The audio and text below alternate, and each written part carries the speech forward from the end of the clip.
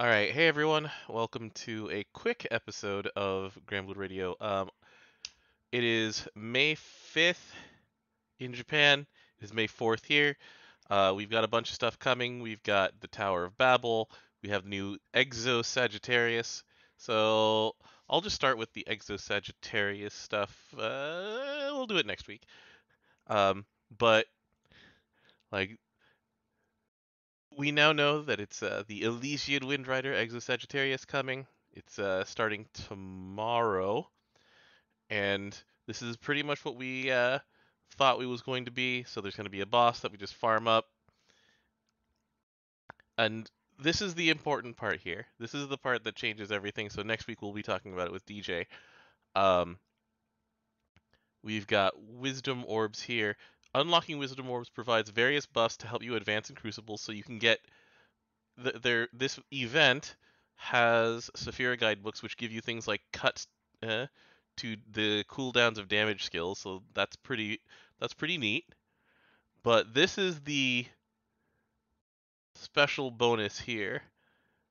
So you unlock kind of a sphere grid, and you get like the Omega boost, the Optimus boost, damage you get. Sure, this is the permanent stuff here. So you can get permanent debuff success rate, permanent defense, permanent triple attack. We don't know what else, and it won't apply to Unite and Fight, but it'll just apply to pretty much everything else. And so this is pretty big. This is this is where it's gonna go have permanent effects on GBF here, and cause a lot of FOMO. Really, it's it seems like Sandbox Light Blue. Um, and if it is Sandbox Light, like with how they've improved Sandbox, I think it won't be so bad. We'll see what happens. When I say sphere grid, when I see a layout like this, I just like involuntarily shudder, going, "Ugh, that was so tedious." But it looks small, and it looks like just for this event, which means I may just ignore it because really this is what the event matters for. You can get some boosts to your team in your whatever Soul Crucible, and then the other thing here is Exo Australis, the new, essentially, it's an exo weapon. It's basically a Xeno weapon with Awakening. But when main weapon, 10% boost to all allies charge bars when a wind ally uses a debuff skill. We've seen before that wind is kind of bad at having debuff skills outside of Urias, and Urias's won't count. His skill 1 doesn't, because anything with a 0 turn cooldown doesn't count for these things. So it is only Urias' skill 3 that would matter. But, I mean, I'm happy to use this as a wind Robin Hood. The real question is, um, why this doesn't have Defense Awakening? It has attack and special only? Like, why? Alright, sure then. Sure. Um, but yeah, how good the whole package is depends on what the numbers are for the attack and special awakening, because the Revan's weapons have given us a whole new level when it comes to these things. Like Enneads have their own, so let's just remind ourselves here. So let's go take a look at the Ennead weapons. So I have a wind axe over here. And I use this wind raw axe, and it's 25% attack, 500 attack, and that's good. That is legitimately good. Then we upgrade it to a Revan's over here. Let's take a look at my attack one. This is the wrong one. That's attack level 1.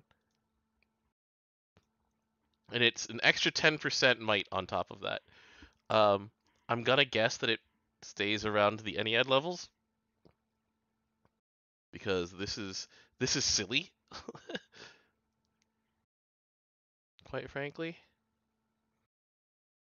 Especially when it comes to the defense number. 55 percent hit points, 15% defense, as opposed to 10% on an Ennead that you have on defense. Yeah. So there's a lot of that we still don't know, despite what we have been told here for the Exosagi. But yeah, I mean, it's something to do. Uh, All right. Next week I'll talk to DJ about how we're doing with this thing. I'm also excited to hear Exa Sagittarius talk because it's been a while since we've had a round of amazing memes. So going back to those is nice. Um,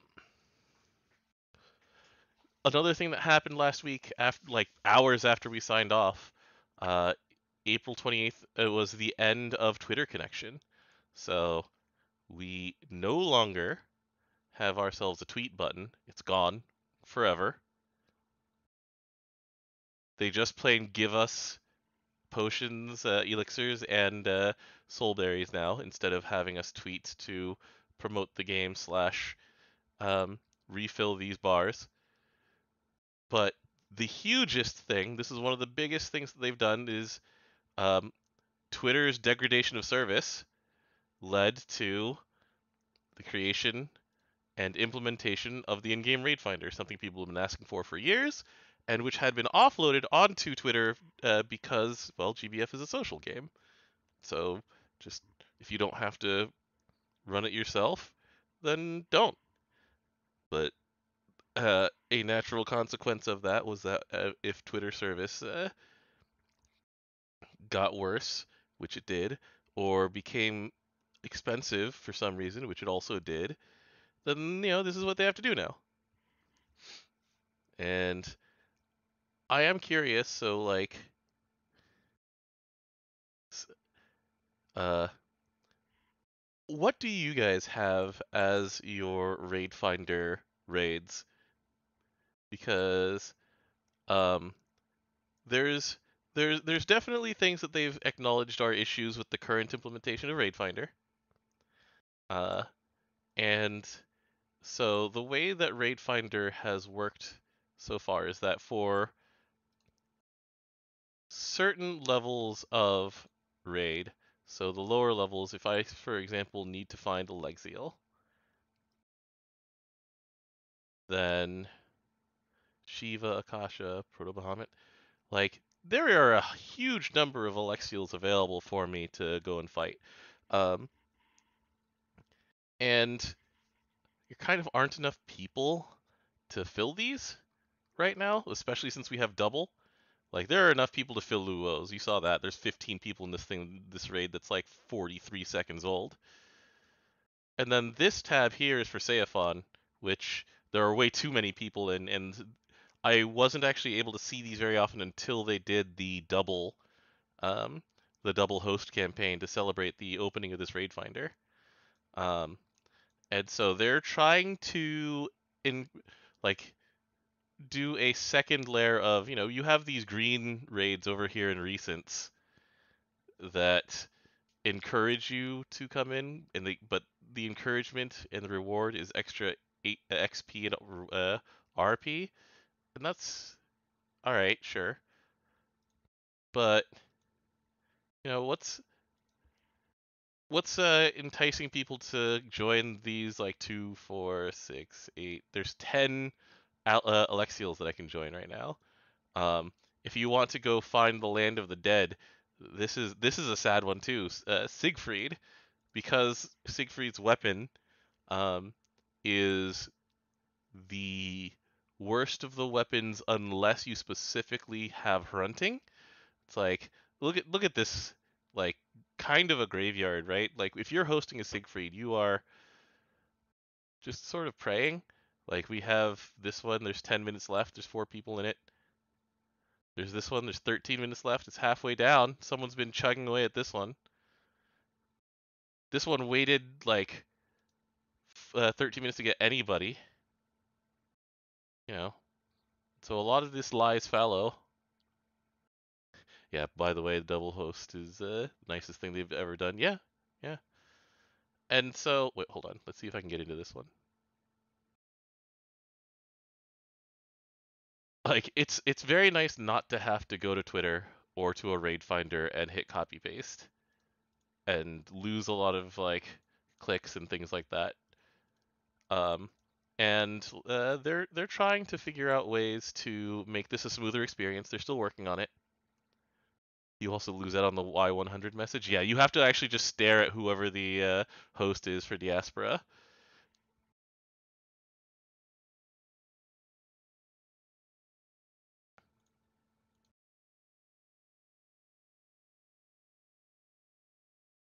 Don't mind me. I joined this, so I'm putting forth my best effort. Like, I have to do a good faith effort to actually help this thing clear.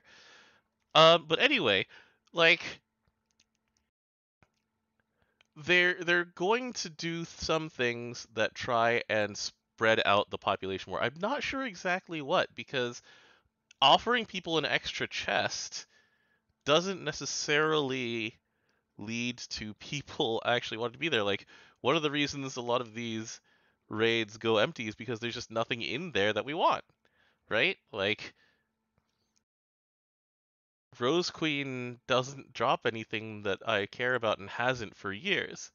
So whether or not I get extra XP and rank points to join it, it's not gonna get me to join. Oh, this emblem was going off. Unfortunate. Joining Diaspora with a non-Kengo host is now a gamble. Yeah, yeah, it's nice. Like, it's very promising. I really hope that their ability to work on it uh, is swift and solid. We know that side games take slow and sure steps a lot of the time, so you know, best of luck to them. Joining Diaspora with a non-Kengo host is now a gamble. I can't, I can't imagine it. I just don't want to think about it. Anyway, where was I? Um, the raid finding stuff. Uh, yeah, they need to find a couple of better ways to get people into these raids. And they're thinking about it. They're figuring it out. But it is very sad to go into the Siegfried mines and just see this. It's like, all right, this one was fortunate. This one not so much. There's only 3 minutes left in this one. You just see like it's just like looking at Twitter, but in game, I guess. All right, the last thing that we're going to be talking about today is just going through Koregra. We've got a few things that I'll skip a lot of the May 15th stuff until it's closer and we actually have all the details. But all right, here we go. Here is Koregra for the month of May. We have got um, so I do enjoy that after a bunch of half-naked gods and goddesses, well, Nozuchi and Hecate and Noir and Mars and such, we're going back to basics. We got a big ol' like undead dragon. This is the Immortal Soul Dragon. This Yu-Gi-Oh looking piece of work right here. Um, and the only change that we get to this time around is that EX Plus, Nightmare 90, and Nightmare 95 have higher off element resistance. So the Ereshkigal gals and Ereshkigal guys don't just continue doing their thing on EX Plus. The EX Plus is maybe getting changed as of July. That's July's problem. But yeah, they're changing this so that like Fronting and Ereshkigal don't just continue running amok in the meat farm, and then also in Nightmare 90 and Nightmare 95. That's a good change. I predict that numbers are gonna go way down from Dark. How much down? I don't know. We'll find out. Um, the next thing to talk about. So here are the things that are on the 15th. We'll talk about these when they are closer. We're going to have Ultimate Mastery on Chaos Ruler, Elysian, Sage, Glorybringer, and Runeslayer. We'll talk about the details once they're here. Um, think that out of these, Elysian needs the most help. Like, Chaos Ruler second, but Elysian has been dead since long before Tier 5s came out. Uh, we have character updates. We have Altair, UL, Cagliostro, Phylene, Arulamea, Rosetta, Albert, uh, Marie, Holiday Marie specifically, Event Sandalphon, the one with 5 stars, and then 11 Sisters. So we've got a lot to talk about once the 15th hits. We have the quality of life changes to the battle system, where you can summon in full auto, and you can turn certain abilities on and off. That'll change a lot of strategies, especially in Unite and Fight, actually, because that's a lot of it's very full auto based. Um, we're going to have a big quality of life change here where we can actually add in another buff slot for the crews. Um, the base number of buffs that you can have up at any time is 4, and then if your crew has 20 or more people in it, it goes to 5. And then a little convenience thing, especially when it comes to Unite and Fight stuff. So the 4 or 5 and 5 buffs is a nice little convenient thing. That's when I lost sound. This is the big thing, and this is what I'm actually going to be talking to all of you in chat about because um, so we've been noting for a while that there's just been more and more summer characters coming out every year. Like we're at 4 of them that come out in March, April, and then like a summon, and then it came 2 summons, and then they were releasing so many summer characters that they were actually releasing them outside of gala situations, and so there were actually like 2 releases in August because one of them would come between premium at the end of July and then Flash in August. And so they're like, all right, we're cutting down on this. And also, this is something that they want to do is that they want to spread people's attention out a little bit more because everybody was saving up for August 28th through 30th, which was those like 2 days where you not only had some free rolls from the summer campaigns, but there was a premium gala that just said if you want to spark any of the characters who has come out in summer at all in this year, this is the banner to roll in. And like as a business, it felt bad for them to just have to wait all of those 2 months to get the benefit of having a holiday rush. Um, but also, like, I'm sure they just saw that nothing was happening in July until the end of August, and so that gala is gone. They have removed it. Um, they are in exchange. There's 2 things that they've offered up, and then a third thing is also no being removed. So that um, that a little infusion of 2 summer characters in the middle of middle of August with no like gala around them. Okay, they're not doing that anymore. Instead, they will be putting out more outfits and collab event rewards. So they're like, okay, this one will definitely make up to you. We'll give you just more stuff. Um, the other things that they're trying to offer are they're going to um, offer higher rates on the swimsuit and yukata characters that do come out. Uh, they don't have any full details on that one. Uh, but they just want to spread people's like expenditures out more and just say, all right. So last year, the first one that came out, they came out with a bang because they were just like, here's Vicky, and here's Dog.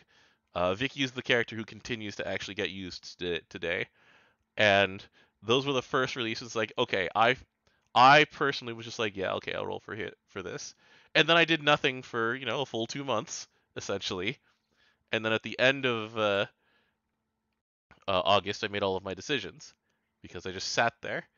And so they absolutely want to spread that to nip that behavior in the bud. And I've gotten a lot of complaints about it to the point where I've ignored the post that had translated this. And I'm curious what those of you in chat are going to be doing about this because a thing that people were used to and they've gotten for the last like 4, 5, 6 years, and it is going away. Um, pretty much everybody who I've talked to in previous summers saves up for that end of August thing.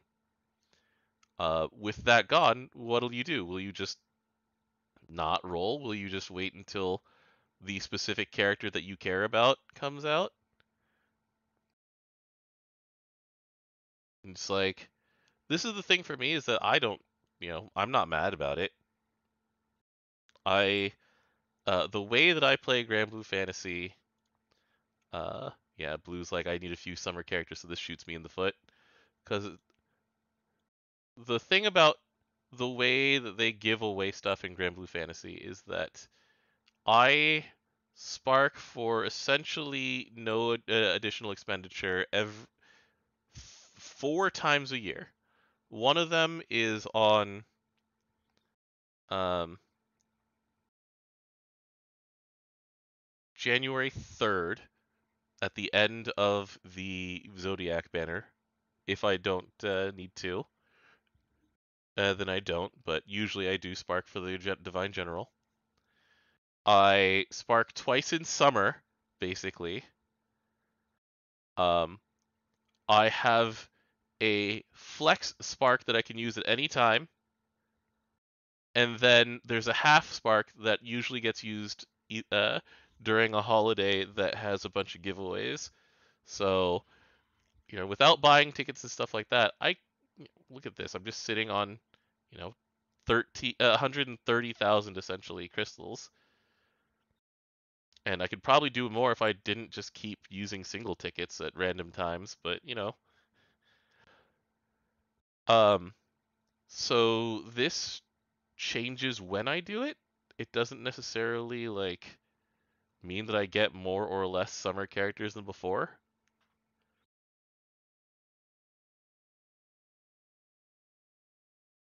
Yeah, board individuals like all it tells me is that no one's rolling on the regular galas. I'm not bothered by it, but I can see why others would be. Yeah. Um, I'm interested in hearing more from people who aren't just immediately angry, because Twitter is the worst place to listen to people's like opinions on things. But I'm curious what the 2 months of summer are going to roll out like. So it's like end of June, beginning of July. We'll have our the usual release around then is like 2 summer characters and a summon. Let's go take a look at. Whoops, that's May 2022. So end of June 2022. The release was, yeah, Vajra and Vicky. Was there a summon? No. The summon came later. So then, they lured people out with Vajra and Vikala. Then we got Mirren and Shion. Then after that was Clarice, Magisa, and Eustace. That was a big blowout one. Where were the summons? Here was Whamdis in the middle of August, yeah. Whamdis and then alternate Jean. This was the one that like they are taking away. So Summer Tico and Summer Sturm came out outside of a rate up, and so I'm sure very few people have these characters comparatively. Well, not very few, but And then yeah, we had the end of August premium gala into the Erica and Anderson release. Jeez, just looking at these just makes me wonder. Like, okay, so they're taking away the August 7th release. They'll just give something else out. They'll still release on like August 17th or so, right after Midsummer. This is still a lot of releases to do, but it means that this last one right here, the goodbye to swimsuit characters banner, like they will no longer have every single swimsuit character sparkable, because that was also when people were able to pick up like the who were the 2022 uh, early swimsuits. It was Yukata Silva, Yukata Narmea, swimsuit Medusa. Yeah, okay. I think the issue is that if there isn't a banner where all the new summers are sparkable, it means you need to pull the trigger as soon as the new comes out without being able to see what else is coming.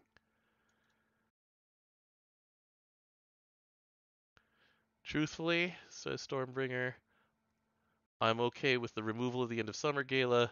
If I've got a spark ready, I'll spark on a banner for a character that I really like. I mean, that's what I did last year. I just see Vicala, press Vicala button, which is something that I just did in Princess Connect. Well, um, I did the Jita button, but in Princess Connect, it's happening in a few days. Uh, there is an issue that's true where they're trying to cash in more on uncertainty, but then again, that's the nature of a gacha game, I guess.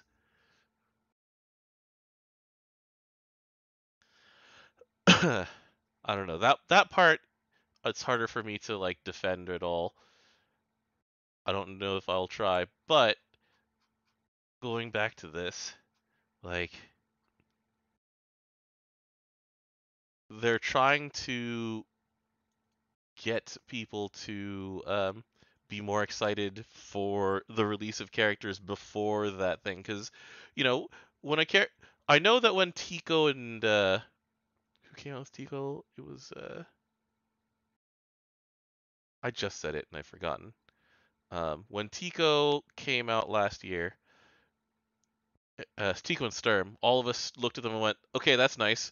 See you in 3 weeks."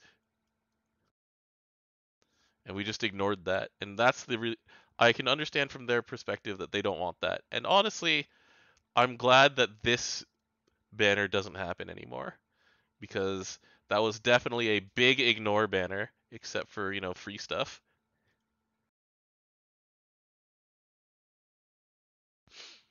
So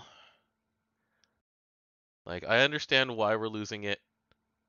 I don't think I'm going to get mad about it. And yeah, we'll see what happens with this summer. There is a lot of stuff that they want to get out to people in order for them to basically forget about this. The problem is that people on the internet have just the worst opinions and the longest memories. So like they could basically be here's 60,000 crystals and people like be like, "Yeah, this 60,000 crystals sure would be nice if there was an end of August gala." And it's like, "All right, can we enjoy what we had?"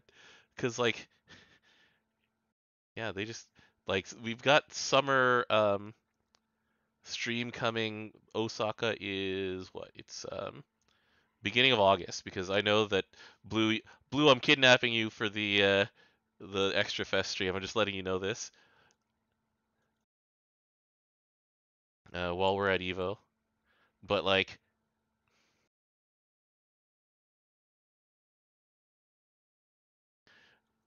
I don't know, people like to get mad and expect to be paid for getting mad, and they're doing good things with the game.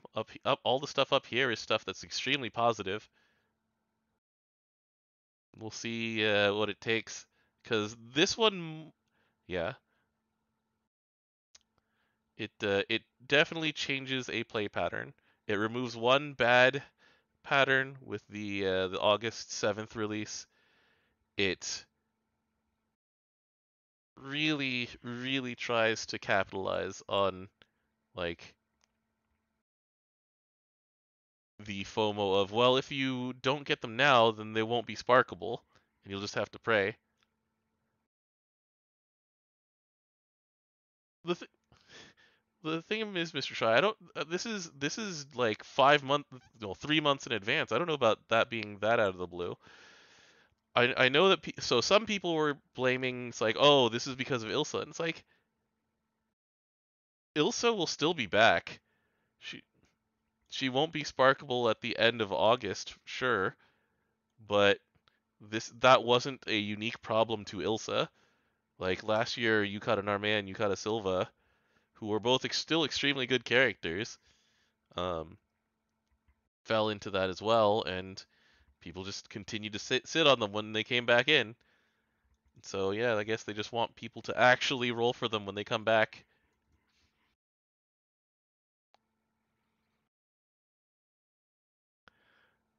Anyway, that's pretty much it. We've got Granblue Extra Fest this week, so they're in Fukuoka right now, um, and Fukuoka stage shows. I'm sure we'll have a tiny little lesson to not lesson, a tiny little announcement at the stage shows to just make people feel good about going to those stage shows. Um, they've announced like new classes and stuff like that at those before, so we'll see what comes out of Fukuoka.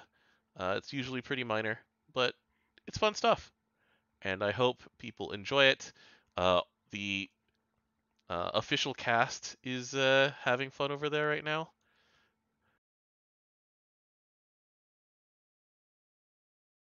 The gacha pool is filled with many old stuffs, and the pickup rate does not seem effective. I mean, they promised that there's going to be better rates. That's the thing. That's part of it right here. Here.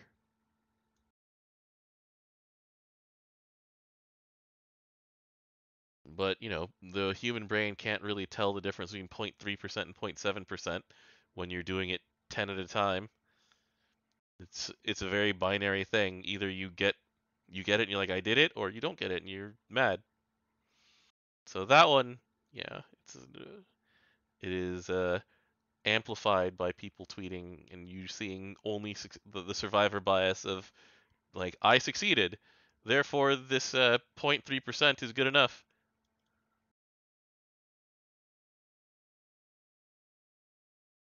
There are still 2016 characters and summons in the pool. Yeah, we'll see what happens. All right. With that, that's it for Granblue Radio this week. Uh, Thanks for sitting with me, offering me your opinions and info and just like what your role patterns were. For those of you who watch this on YouTube, one, Henry, I apologize to you for the sheer amount of cutting you'll have to do as I just bumbled my way through this episode. Um, and then we'll be back next week. We'll talk about Exo and the Soul Crucibles. We'll talk about Cantate and Karo, who, deserve a moment in the sun when I have someone to actually talk to. I promise to actually use my Cantate. Probably when Elysian gets updated, because that's what she's sort of waiting for.